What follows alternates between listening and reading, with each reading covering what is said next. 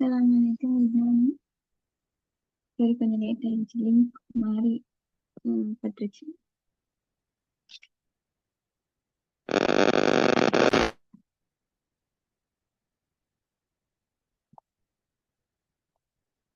Last நாங்க 2 கேள்வி செய்யுதுண்ணா. நான் பேசுறது கேக்குதா?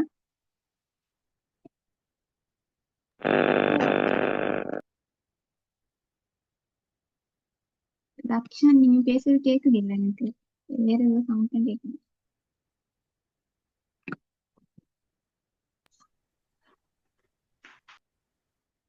ஓமாக்கா வேண்டு.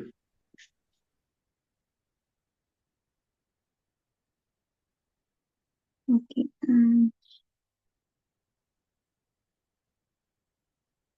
எந்த 2 கேள்வி நாங்க செய்யுது? -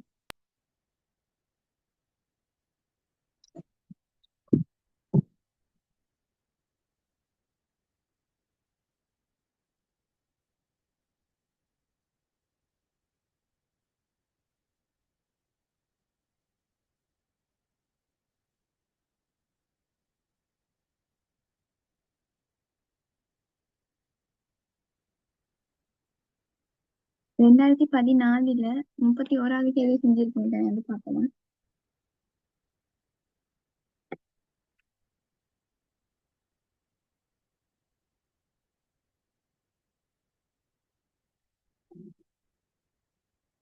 வெப்பநிலை Tயில் நிகழும் ஒரு சுயாதீன தாக்கம் பற்றி பின்வரும் கூற்றுக்களில் எது எவை எப்போதும் உண்மையானது? T வெப்பநிலையும் சுயாதீனமா நடக்கும். சரியா? சுயாதீனம் சொன்னா டெல்டா G வந்து மைனஸ்.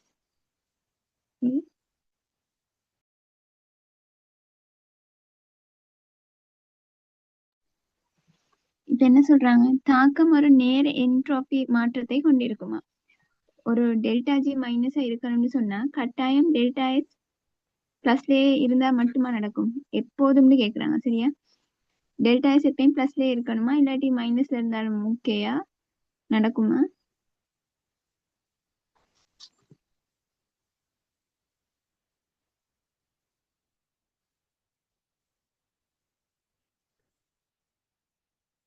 நான் பேச கேக்குதா? தனியா பேசி கொண்டிருக்கிறீங்க.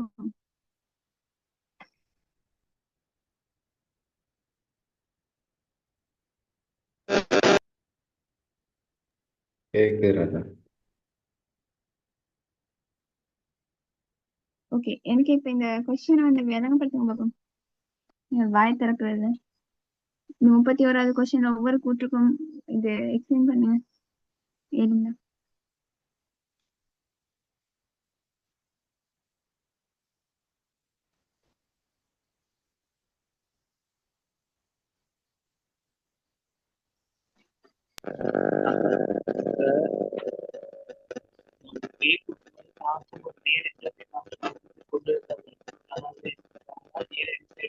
நீங்க பேசுறது கேக்குது.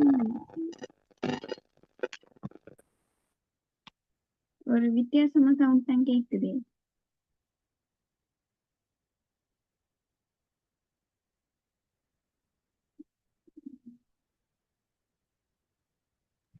அக்கா, கூற்று என்னென்ற தாக்கம் ஒரு நேர் என்ட்ரோபி மாற்றத்தை கொண்டிருக்க வேண்டும். அதாவது உயர் வெப்பநிலையில வந்து தாக்கம் சுயாதீனமா நடைபெறணும்டா வந்து அந்த டெல்டா எஸ் வந்து நேரா இருக்கணும், ஹாப்பியா இருக்கணும். டெல்டா அப்பதான் வெப்பநிலை அதிகரிச்சா வந்து ஹாப்பி சைட் கூடும். ஹாப்பி சைட் கூடனா இது கூடும். முதலாவது கூற்று கிட்டத்தட்ட சரின்னு வச்சுப்போம். 2வது கூற்றை பத்தி பார்த்தோம்னா தாக்க ஒரு மறை வெப்ப ஒன்றைய வந்து கொண்டிருக்கும். டெல்டா H மைனஸா இருக்கிறது வந்து ஹாப்பியான ஒரு தாக்கம் உண்டு. அப்ப வந்து ஹாப்பி வந்து கூடினா வந்து டெல்டா G வந்து ஹாப்பியாகும், ஒரு மைனஸ் ஆகும். அதையும் வந்து கிட்டத்தட்ட சரின்னு வச்சுக்கலாம். ஆனா இது ரெண்டும் எப்படியும் பிழையாதான் வரப்போகுது. ஏன்னா இது டெல்டா H தனியா சொல்லியிருக்கு, டெல்டா S தனியா சொல்லியிருக்கு. இப்ப தாக்கம் வந்து எப்போதும் வந்து அந்த டெல்டா G வந்து ஹாப்பியா இருக்கணும்டா வந்து டெல்டா Hம் வந்து மைனஸா இருக்கிற அதே நேரம் டெல்டா Sம் பிளஸ்ஸா இருக்கணும். அப்பதான் தாக்கம் எப்போதும் வந்து சுயாதீனமா இருக்கும். ஸோ ஏயும் பியும் வராது, டி வரும்.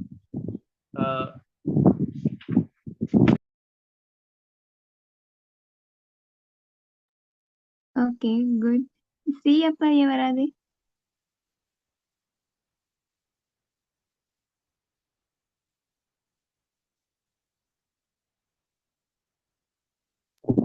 அக்கா இதை சொல்லிக்காங்க என்ட்ரோபி மாற்றம் மறையில தாக்கத்துல வெப்பநிலை மாற்றம் மறையாக இருத்தல் வேர்டு உண்டு அது கட்டாயம் பண்ணி சொல்றாங்க. இப்ப என்ட்ரோபி மறையா இருந்தா வந்து நேரா இருக்கிற தாக்கங்களும் இருக்குதானே, என்ன அது சுயாதீனமா இருக்காது. இப்ப என்ட்ரோபி அது டெல்டா எஸ் வந்து மைனஸா இருந்தா வந்து டெல்டா எச் பிளஸ்ஸா இருந்தா வந்து அது ஒரு தாக்கம் வந்து சுயாதீனமா தான் தாக்கமே கிடையாது. ஸோ இவங்க வந்து கட்டாயம் ஒரு மறையாக இருத்தல் வேறுபட அழுத்தி சொல்றாங்க. ஸோ அது வராது. ஓகே நாங்க பாப்போம். இப்ப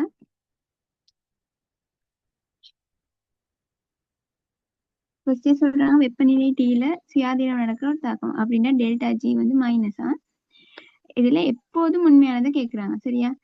தாக்கம் ஒரு நேர் என்ட்ரோபியை கொண்டிருக்கிறான். இப்ப delta G minus delta H minus T delta S. இவர் மைனஸா, இந்த டெல்டா எஸ் சொல்றாங்க அவர் வந்து என்ட்ரோபி வந்து மைனஸ் ஆகிக்குது. இப்ப இவரை மட்டும்தான் சொல்லிக்குது எங்களுக்கு. டெல்டா ஜி மைனஸான்னு பார்க்க இவர் மைனஸா இருந்து மட்டும் எங்களுக்கு போதாது. இவரை மட்டும் சொல்லி ஒன்றும் செய்யவும் இல்லாது. எங்களுக்கு இவரை பத்தி எதுவுமே தரல. அப்ப எங்களுக்கு சொல்லல அது நடக்குமா நடக்காதான்னு சொல்லி சரியா. அப்ப ஏ வராது. பி வந்து தாக்கம் ஒரு மறை வெப்ப உறை மாற்றத்தை கொண்டிருக்கு. இப்ப சொல்றாங்க இவர் சுயமாய்க்குதான், இவர் மறை வெப்ப உறை மட்டும் கொண்டிருக்கிறார். டெல்டா ஜியை பாதிக்கிற காரணி 3 தானே, ஆனா ஒன்றைதான் சொல்லிக்குது. இதை வச்சு எங்களுக்கு கண்டுபிடிக்கணுமா, இயலாது. தரவு குறவு. அப்ப பியும் வராது. சி என்ன சொல்றாங்க, என்ட்ரோபி மாற்றம் மறையீங்க. என்ட்ரோபி மாற்றம் மறையா.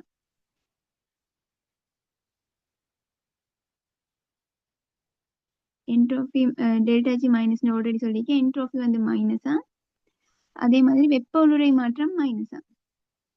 ஓகே, இந்த மைனஸா இருந்துச்சுன்னு சொன்னா தாக்கம் நடக்கும்னு சொல்றாங்க. இப்ப இவர் வந்து இருக்கிறது ஹாப்பியா, இவர் வந்து இருக்கிறது சேடா சரியா. ஹாப்பி சேட் இப்படி ரெண்டுமே வந்துச்சுன்னு சொன்னா, அதே மாதிரி நான் சொன்னேன் ரெண்டுமே மைனஸ் வந்துச்சுன்னு சொன்னா இந்த தாக்கம் சுயமா நிகழணும்னா வெப்பநிலை என்ன செய்யணும்,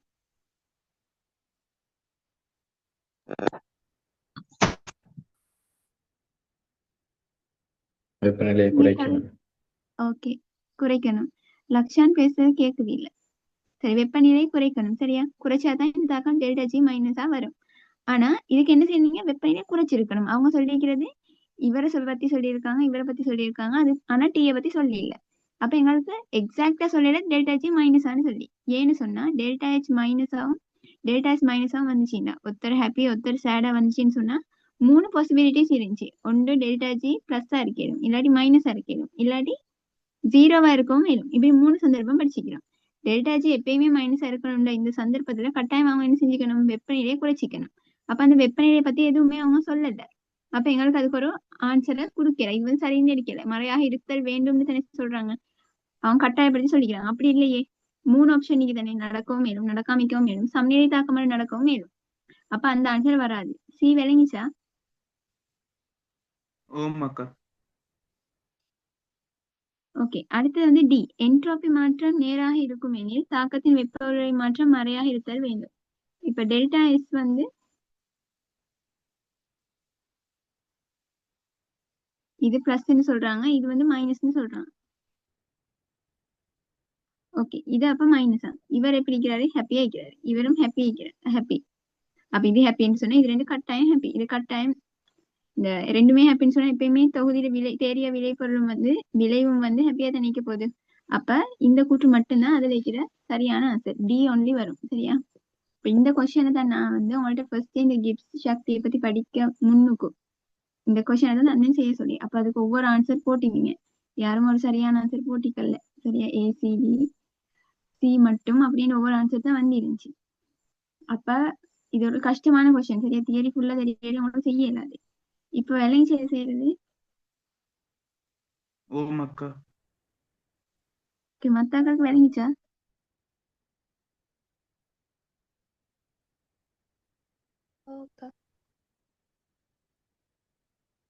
ஓகே, அடுத்த கொஸ்டின் வந்து வாய்ப்பு வந்து பேசாட்டி உங்களுக்கு தான் நஷ்டம், எனக்கு இல்ல. 2013 இது செஞ்சுமா, இது செஞ்சுமா 2013-44.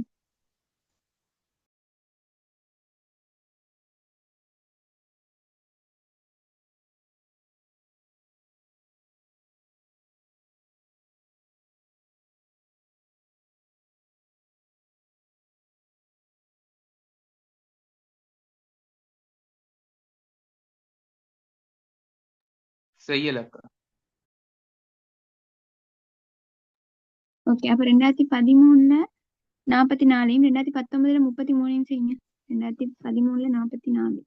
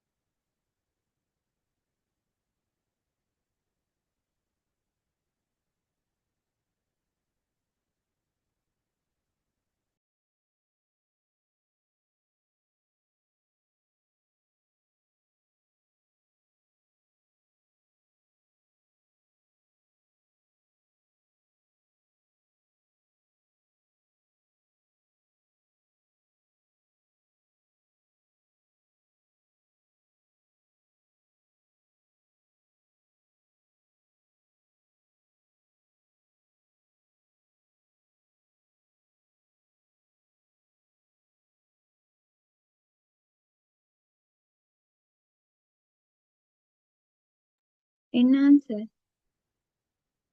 2013ல 44க்கு?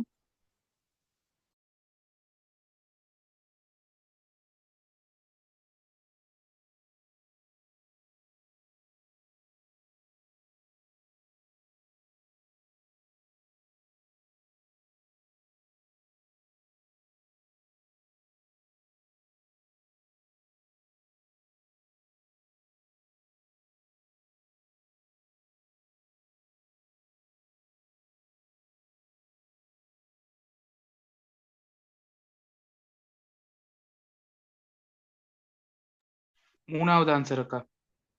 உண்மை பொய்.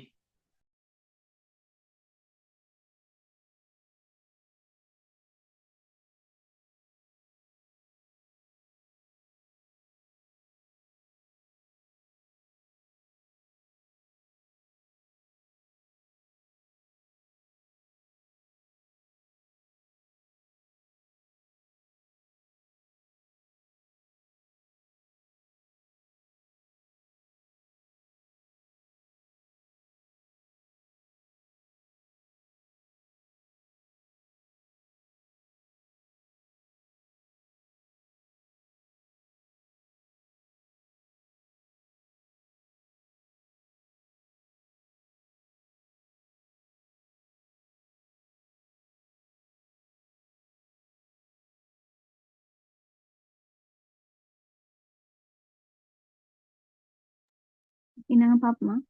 என்ன சொல்றாங்க? கால்சியம் கார்பனேட் ஆனது. கால்சியம் கார்பனேட் கால்சியம் கார்பனேட் என்னது? சுண்ணாம்புக்கல். சுண்ணாம்பு.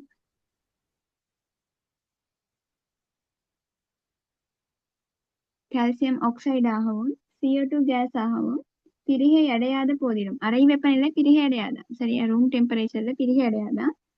இப்ப வெப்பநிலை அதிகரிக்க செய்வதன் மூலம் அதனை பிரிகை அடைய செய்யலாம் அப்படின்னு சொல்றாங்க. இப்ப இந்த கூற்று சரியான்னு பார்க்கணும். இப்ப பிரிகை அடையுது இல்லைன்னு அர்த்தம் டெல்டா ஜி பிளஸ்ஸா மைனஸா?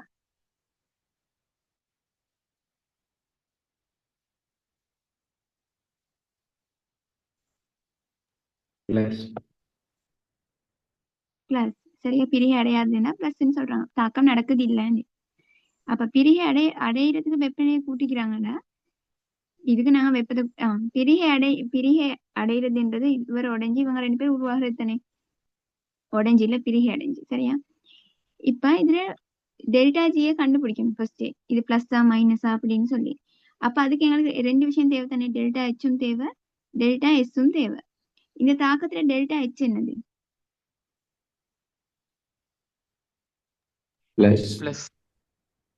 ஏ பிளஸ் வெப்ப தாக்கங்கள் வெப்ப தாக்கம். வெப்ப தாக்கங்கள். ஏன்னா நாங்க ஒன்றை பிரிகை அடைய செய்யணும்னா நாங்க தான் வெளியால இப்ப சுண்ணாம்பு போற நிலையில தான் நிக்குது. நாங்க தான் வெளியால வெப்பத்தை கொடுத்து அந்த வெப்பத்தை அவர் உறிஞ்செடுத்து அவரோட ரசாயன சக்தியை அதிகரிச்சு கொண்டு இப்படி 2ஆ உடையிறாங்க. இதெல்லாம் ஃபர்ஸ்ட் கிளாஸ்ல நான் சொல்லி தந்தது. உங்களோட இந்த இதுலயும் பாத்தீங்கன்னா அல்காரிதத்தையும் பாத்தீங்கன்னா இந்த எல்லா வெப்ப பிரிகை தாக்கங்களும் டெல்டா H பிளஸ்க்குள்ள வரும். சரியா? அப்ப இது பிளஸ். இப்ப டெல்டா எஸ் என்னது?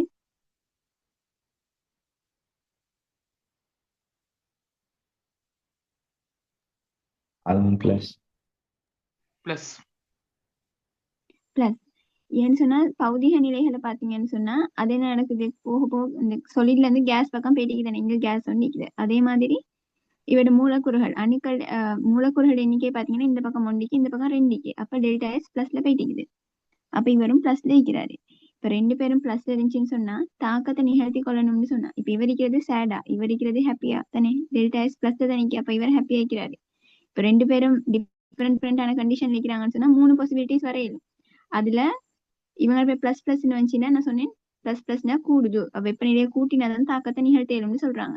அப்ப முதலாவது கூட்டு சரி தானே. முதலாவது என்ன சொல்றாங்க, வெப்பநிலையை அதிகரிக்க செய்வதன் மூலம் அதனை பிரிகையடைய செய்யலாம். அப்ப முதலாவது கூற்று சரி. இது விளைஞ்சா?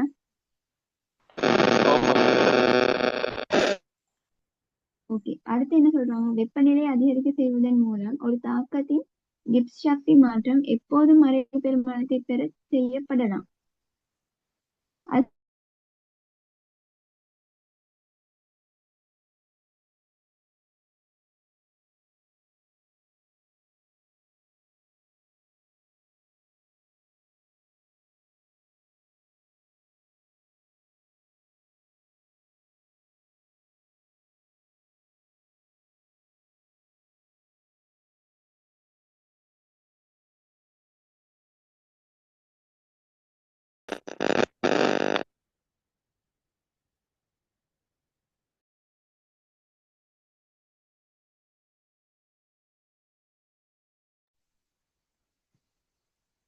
எனக்கு இன்னொரு எக்ஸ்பிளைன் பண்றீங்களா? நீங்க எங்க இருந்து பேசுறீங்கன்னு தெரியல, ஒன்றுமே கேட்கல.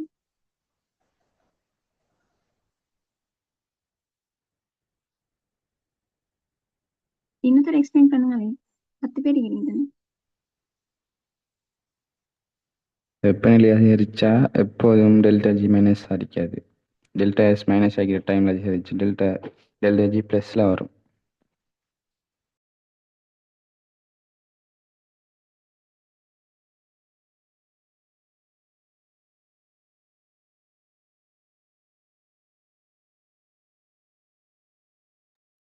எனக்கு விளங்கல சரியா என்ன சொன்னீங்க.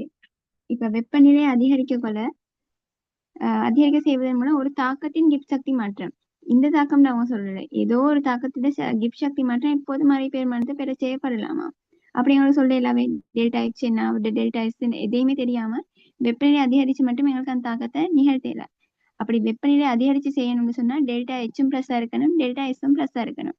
அவங்க அப்படி ஒன்றும் மென்ஷன் பண்ணல, ஏதோ ஒரு தாக்கத்துல இருந்து தான் சொல்லிக்கிறாங்க. அப்ப ஆன்சர் பிள்ளை விலங்குதானே சொல்றது. ஓமாக்கு ஓகே. உங்களுக்கு விலங்கி செய்து மாஸ்.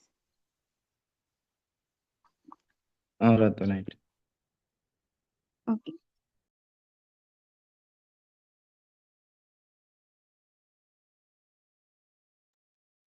ஓகே இது போதும். இப்ப அடுத்ததுக்கு போவோம் சரியா. இப்ப கிப்ஸை பத்தி கிப்ஸ் இந்த அந்த சமன்பாடிக்கு அதுதான் வந்து கெமிஸ்ட்ரியில ஒரு சமன்பாடை வச்சு குழப்பி குழப்பி கொஸ்டின் கேட்க ஏழுமான இடம் வந்து இந்த பாடம் தான். என்னது இது இவ்வளவு டீப்பா சொல்லி தந்தது உங்களுக்கு விளங்கிக்கும்னு நினைக்கிறேன். சரியா, டவுட் இருந்தா கேட்டுப்பீங்க தானே, நீங்க அவளை பாய திறக்கல, அதனால நினைக்கிறேன் உங்களுக்கு விளங்கிச்சிங்க. இப்ப இது அவ்வளோத்தையும் அப்படி வச்சுட்டு delta G delta H delta S எல்லாம் படிச்சோம் தானே. இது எல்லாத்தையும் வச்சுட்டு இப்ப நான் ஒன்று மட்டும் எடுக்கிறேன். இது டெல்டா ஹெச்சுக்குதே வெப்ப உள்ளுரை, அதை பத்தி தான் படிக்க போறோம் சரியா. இப்ப வெப்ப உள்ளுரைன்னு என்னன்னு சொன்னேன், ஒரு பதார்த்தத்துல ரசாயன சக்திய நேம் உண்டால சொல்றேன்னு சொன்னா நாங்க என்தால்பி அப்படி இல்லாட்டி வெப்ப உள்ளுரைன்னு சொல்லுவோம். அதை பத்தி தான் இங்க படிக்க போறோம். நீங்க பாத்திப்பீங்க இந்த இதுக்கு முன்னுக்கு படிச்சாக்களுக்கு ஹெஸ் விதின்னு ஒன்று இருக்குது சரியா. எசுவின் விதி இல்லாட்டி ஹெஸ் விதின்னு சொல்லுவாங்க.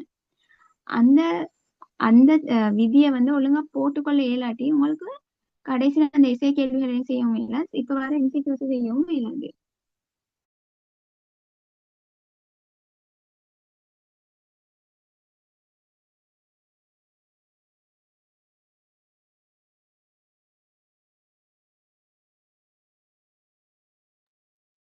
என் வீடியோ கிளியர் ஆயிக்குதா உங்களுக்கு? நான் பேச கேக்குதா?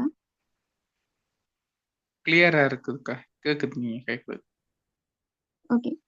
அப்ப இந்த ஹெஸ் விதியை போடணும்னு சொன்னா உங்களுக்கு ஒவ்வொரு விதமான ரசாயன சக்திகள் அப்படின்னா ஒவ்வொரு விதமான வெப்ப உள்ளுரைகள் பத்தி ஒரு ஐடியா இருக்கணும். சரியா? அப்படி இல்லாம இதை செய்யலாம்.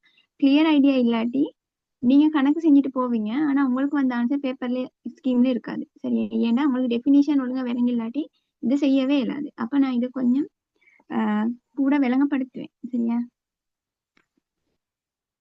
ஓகே. இப்ப ஒவ்வொரு ரசாயன பதார்த்தமும் இப்ப நான் எடுத்தேன்னா ரக்ஷானா எடுத்தேன்னா எனக்கு ஒரு ரசாயன சக்தி இருக்குது. சரியா? என்ன ரசாயன சக்தி தான் நான் என்ன வெப்ப உள்ளுரைன்னு சொல்லுவேன். அதுக்கு ஒரு அளவு இருக்கு. என்கிட்ட ஒரு ரசாயன சக்திக்கு அதுக்கு ஒரு அளவும் இருக்குது. சரியா?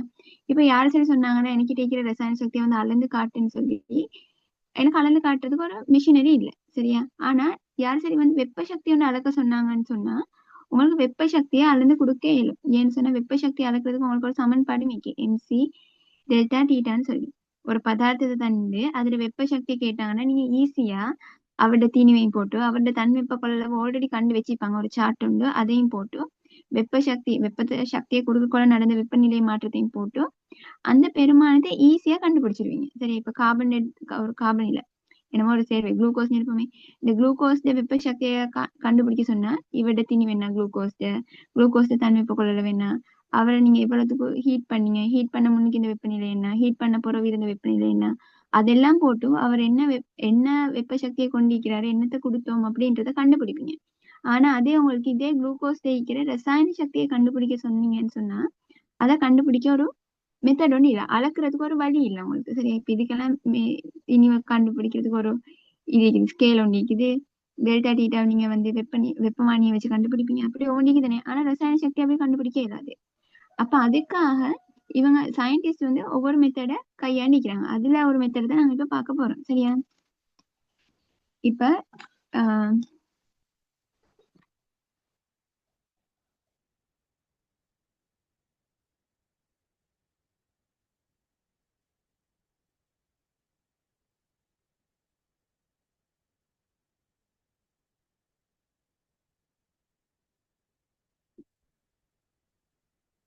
ஓகே, இப்படி நான் சொல்றேன் என்னன்னா இந்த பாடம் முழுக்க வந்து நியம வெப்பநிலை அமுக்கம்னு வருது. சரியா? எல்லா இடத்துலயும் வரும் இந்த பாடத்துல.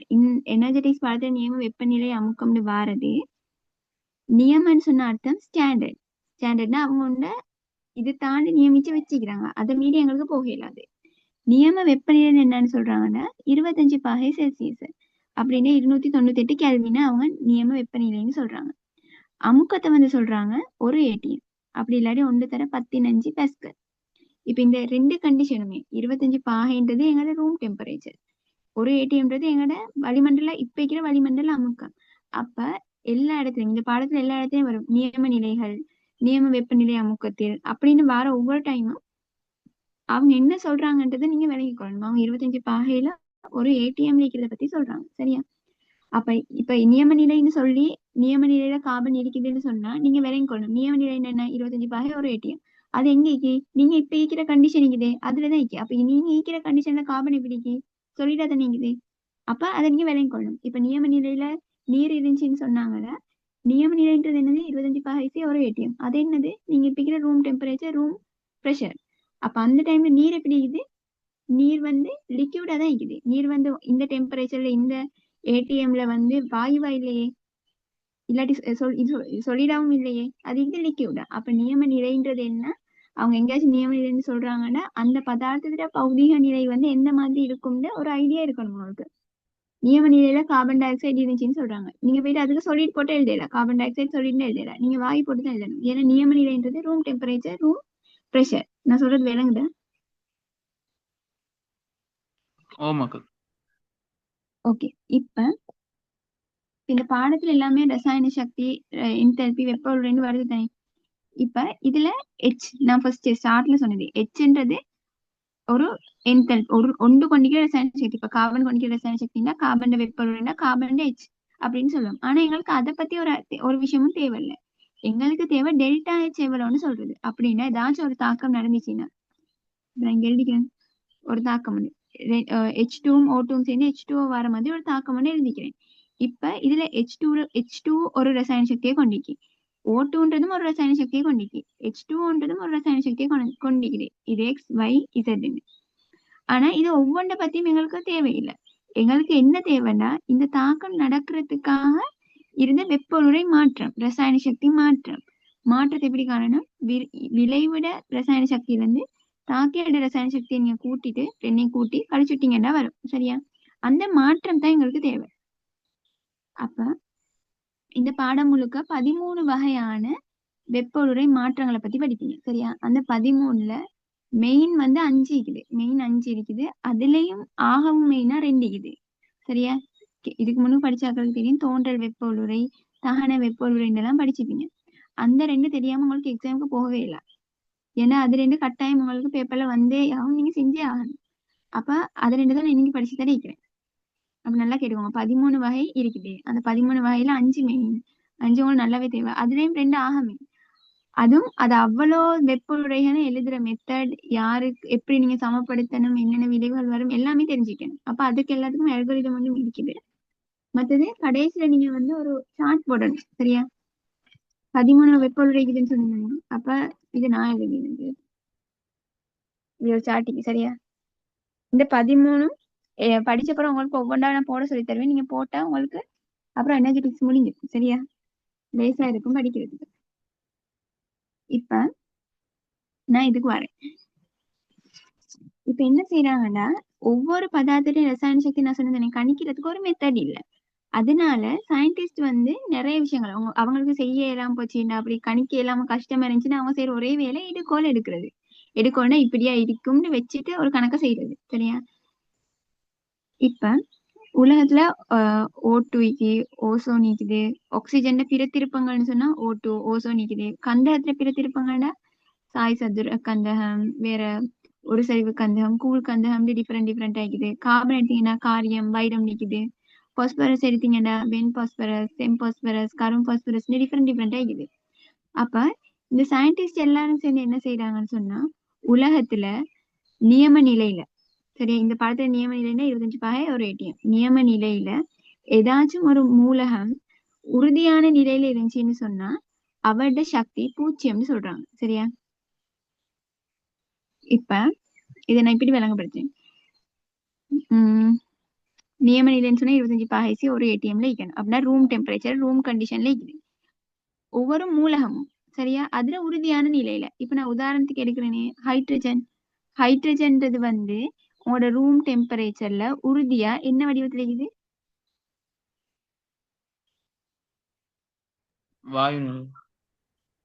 வாயு நிலை. H2 கேஸ் அதான் இருக்குது.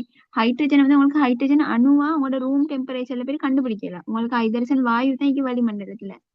அப்ப இவர் தான் உறுதியா ஈக்கிறாரு இந்த நிலையில. இப்படி உறுதியா ஈக்கிற ஒத்தட சக்தி வந்து 0ன்னு எடுக்கிறாங்க. 0 இல்ல, எல்லாருக்கும் ஒவ்வொரு தனித்தனி சக்தி இருக்கு. ஆனா அதை கணிக்க இயலாதனால உன்னை வச்சிட்டு கணக்கு செய்யணும் தானே. அதுக்காக அவங்க என்ன செய்யறாங்கன்னா, உறுதியா இருக்கிற மூலகங்களை வந்து அது அவங்களோட சக்தி 0ன்னு ஒரு எடுக்கோலன்னு எடுக்கிறாங்க. சரியா? போக போக விளங்குமா? இப்ப நாங்க எடுப்போமே சோடியம். இப்ப சோடியம் வந்து உங்களோட இந்த ரூம் கண்டிஷன்ல நார்மலா எப்படி பாரு, உறுதியான நிலையில எப்படி பாரு, சாலிடா, லிக்யூடா, கேஸா, Na2 நிப்பாரா, Na3 நிப்பாரா, எப்படி பாரு?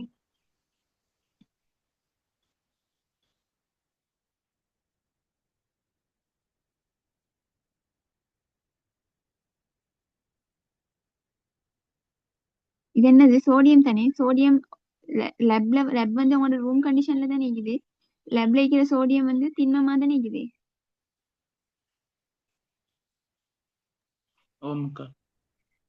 ஓகே, நான் சொல்றேன் விலங்கு தானே. விலங்கு இல்ல தெரியாது, விலங்காட்டி சொல்லுங்க.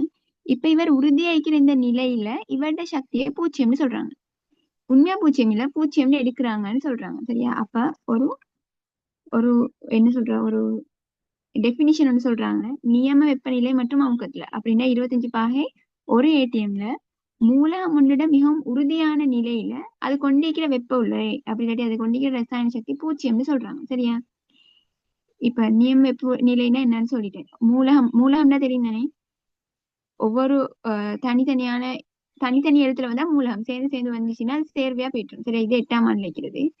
அதெல்லாம் நான் எக்ஸ்பிளைன் பண்ண போகல. மிகவும் உறுதியான நிலைன்னா நல்லா என்ன வச்சுக்கோங்க. உறுதியானது வந்து எப்பயும் கொமன் ஆயிக்கிறது. ஒரு விஷயம் கொமன் ஆயிக்குதுன்னா அது உறுதியாக்கிறதுனாலதான் கொமன் ஆயிக்குது. இப்ப எனக்கு சொல்லுங்க, உலகத்துல இப்ப நீங்க கொமனா கேள்விப்பட்டது கார்பன் மோனாக்சைடா கார்பன் டை ஆக்சைடா? Carbon dioxide. Carbon dioxide அப்படின்னு அர்த்தம் அவர் தான் உறுதியா இருக்கிறன்னு சொல்லி. நீங்க கூட கேள்விப்பட்டது SO2வா SO3யா? SO2. SO2 நீங்க எல்லா இடத்துலயும் கேள்விப்பட்டது SO2 அப்படின்னா அவர் தான் உறுதியானவர். இப்ப நான் இதே மூலகம் ஒன்றா சொல்றேன். O2வா ஓசோனா? இப்ப ஆக்சிஜன் மூலகம்னு சொன்ன ஆக்சிஜன் மூலத்தை எடுத்தீங்கன்னா ஆக்சிஜன் அவங்களோட நியம வெப்பநிலை அமுக்கத்துல எப்படி இருப்பாரு? O2 ஓசோனா கேளும். இதுல எது ஆக உறுதியானது? O2வா O3யா? O2. O2. ஏன்னா O2 கொமனா இருக்குதுன்னு அர்த்தம் அவர் உறுதியானது. அவர் அப்படி கொமனா கேளும். கொமனா இல்லாத விஷயம் கொமனா இல்லைன்னா அவர் உறுதி இல்லைன்னு அர்த்தம் இல்ல. சரியா? நாங்க இந்த இடத்துல அப்படித்தான் எடுக்கணும். இப்ப சொல்லுங்க இந்த காரியமும் வைரமும் நிக்குது. யார் உறுதியான? அப்படின்னா கொமனா இருக்கிறாள் யாரு? காரியம். காரியம். உங்களோட பென்சில்ல கூட காரியம் இருக்குது. ஆனா உங்களுக்கு இந்த வைரத்தை வந்து உங்களோட பென்சில் எல்லாம் வச்சுட்டீங்களாவே அது ரேரான உண்டு. ஆனா இப்ப நீங்க வைரம் உறுதின்னு எடுக்கணும். சரியா? நான் அதை பத்தி இங்க சொல்ல வரல. நீங்க உறுதின்னு எடுக்கணும். எது கொமனா இருக்குதோ அதை தான் உறுதின்னு எடுக்கணும். அப்ப உங்களோட டெபினிஷன் எப்படி வருதுன்னா நியம வெப்பநிலை மற்றும் அமுக்கத்துல ஒரு மூலகம் வந்து உறுதியான நிலையில இருக்கணும். உறுதியான நிலைன்னு சொல்றது அவர் ஈக்கக்கூடிய அவரோட பிற திருப்பங்கள் ஈக்குதுன்னா இப்ப ஆக்சிஜனுக்கு பிற திருப்பம் ஈக்கி, சல்பர் ஈக்கி, பாஸ்பரஸ் ஈக்கி, அந்த பிற திருப்பங்கள் எல்லாத்துலயுமே உறுதியானவர் யாரு? இப்ப O2 ஆக்சிஜன் எடுத்தீங்கன்னா O2 ஓசோன், அதுல உறுதியானது யாரு? ஆக்சிஜன். அதே மாதிரி வேற வேற இன்னைக்கு கார்பன் எடுத்தீங்கன்னா வைரம் காரியம் ரெண்டு இருக்குது. அதுல உறுதியானது யாருன்னா காரியம். சரியா? அவங்கதான் கொமன் வைக்கிறார். கொமன் வைக்கிறாங்க தான் நாங்க உறுதின்னு எடுக்கிறோம் இந்த பாடத்துல. சரியா? அப்படியே உறுதியான நிலையில அது கொண்டிருக்கிற ரசாயன சக்தியை பூச்சியம்னு கருதுறோம். சரியா? இது ஒரு ஸ்டேட்மெண்ட். இது இப்ப என்ன வச்சுக்கோங்க, நான் பொறவு சொல்லக்கூட கூட விளங்கு. இப்ப எல்லா விதமான என்ன மூலகங்களுக்குமே வந்து பிற திருப்பங்கள் இல்ல தானே, லிமிட்டடான மூலகங்களுக்கு தான் இருக்கு. அப்ப மத்த மூலகங்களோட உறுதியான நிலையை நாங்க எப்படி பார்ப்போம்னா அவங்களோட பௌதிக நிலையை வச்சு. சரியா? இப்ப சோடியம் வந்து கேஸ் ஈக்கலாம், சோடியம் வந்து லிக்யூட் ஈக்கலாம், சோடியம் வந்து சொலிடும் ஈக்கலாம். இப்ப இதுல யாரோட சக்தி பூஜ்ஜியம் வைக்கும்னு சொன்னா யார் உறுதியானாலோ அவரோட சக்தி தான் பூஜ்ஜியம் வைக்க போகுது. ரூம் டெம்பரேச்சர் அமுக்கத்துல யாரு இதுல எந்த ஸ்டேட் வந்து உறுதியாய்க்கும்? கேஸா லிக்யூடா சொலிடா? சொலிட். ஏன்னா இதுதான் எனக்கு லெப்ல ஈக்குது. லெப்ல ஈக்கிறது என்ன? உறுதினால்தான் அது ஈக்குது. மெக்னீசியம் எடுத்தாலும் மெக்னீசியம் சொலிடா தான் ஈக்குது. இதே நீங்க நீர் எடுத்தீங்கன்னு சொன்னா நீர் வந்து 3 விதத்துல ஈக்குதானே. உறுதி எதுன்னு கேட்டீங்கன்னா எது காமன் ஆயிக்குது? லிக்யூட் தானே காமன் ஆயிக்குது. அப்ப அவர் தான் உறுதியான ஆள். அப்போ ஒரு மூலகத்துல வந்து உறுதி நிலை, மிகவும் உறுதியான நிலைன்னு சொல்றது 2 விஷயத்தை வச்சு டிட்டர்மைன் பண்ணிடும். ஒன்று அவருடைய பிற திருப்பத்தில் இருக்கிற உறுதியான வடிவத்தை எடுக்கணும். அப்படி இல்லாட்டி பௌதிக நிலையில உறுதியானது எடுக்கணும். இப்ப மெக்னீசியம் எடுத்தீங்கன்னா மெக்னீசியம் சாலிட், லிக்யூட், கேஸ் மூணையும் நீங்க சொல்லுவீங்க. சரியா? இப்ப இது மெக்னீசியத்துக்கு பிற திருப்பமிக்கா? இல்லையே. மெக்னீசியத்துல உறுதியான நிலை நீங்க எப்படி சொல்லுவீங்க? அவர் அந்த ரூம் டெம்பரேச்சர்லயும் அமுக்கத்திலையும் எப்படி இருப்பாரு? சொல்லிட தானே போறாரு. மெக்னீசியம் நாடா கண்டிப்பீங்க தானே. அப்ப இதுதான் அவரோட உறுதியான நிலை. இதுலதான் அவரோட ரசாயன சக்தி பூஜ்ஜியம். இது ரெண்டுல இல்ல. சரியா? இவங்க 2 பேர் உறுதி இல்ல. இவர் உறுதினா இவங்க 2 பேர் உறுதி இல்லைன்றதுனே. அப்ப இவங்க ரசாயன சக்தி பிளஸ்ல இருக்குமா மைனஸ் இருக்குமா?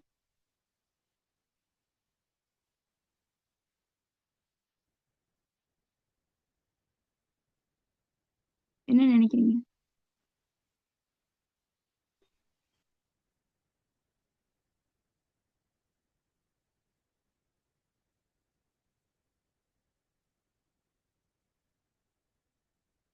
நான் சொல்றேன் விளங்குதா?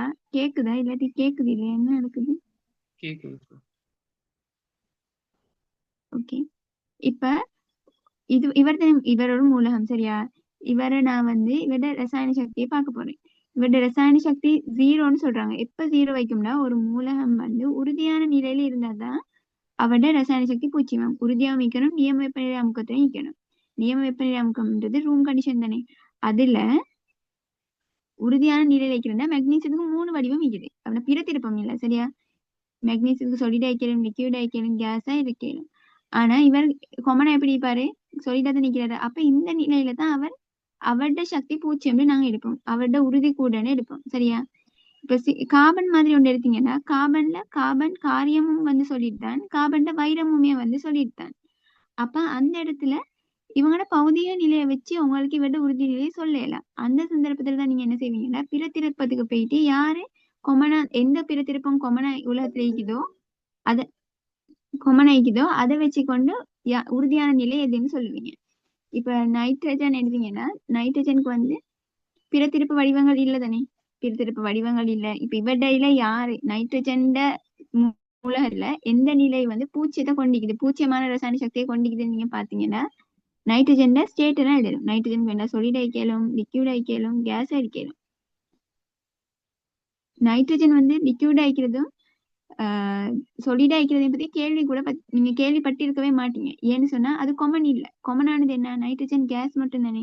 அப்ப இவருடைய ரசாயன சக்தி தான் நாங்க பூச்சியம்னு எடுக்கிறோம் இந்த பாடத்துல. சரியா? நான் சொல்றது விளங்குதா உங்களுக்கு? ஆமாக்கா விளங்குது. மத்தாக்களுக்கு விளங்குதா, விளங்குது இல்லையா?